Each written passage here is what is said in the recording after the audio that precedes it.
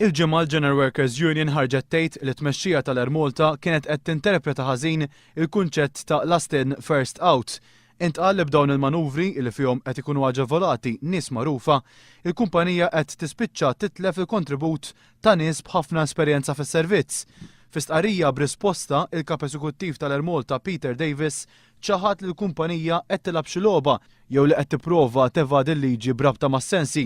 Imma segretarju ġenerali tal-General Workers Union Tony Zarb żamm mal-verżjoni li tat il-Union. Nerġgħu ninsistu li qed jilagħbu logħba manuvri kbar daw. Għal-fatt li jiena staqsi żewġ affarijiet biex il-poplu jkun qed jifhem. Hekk hemm bniedem illi japplika għal posti qed jgħidu li ħarġu daw u għandu 10 sin servizz. Ma bniedem ieħor li għandu 20 sena servizz. Japplikaw it-tnejn għall-istess post u jingħażel li għandu 10 sin servizz.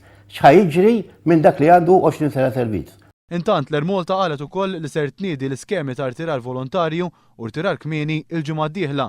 Ingħad li għalkemm hemm ħtieġa li jitnaqsu mal-500 ruħ, ir-riorganizzazzjoni ħolqot aktar minn 100 pożizzjoni ġdida. Dawn ser ikunu fl-oqsma tal-ground operations, il-kummerċ, il-finanzi, fit-teknoloġija tal-informatika, fil-flight operations u fl-inġinerija. Peter Davis qal li huwa mistenni li ħafna minn dawn il-pożizzjonijiet ġodda ikunu mimlija mill-impjegati eżistenti tal-Air Malta. Il-ħaddiema ser jingħataw aktar informazzjoni dwar l-iskemi tirtirar fl-laqgħat apposta fil-jiem li ġejjin.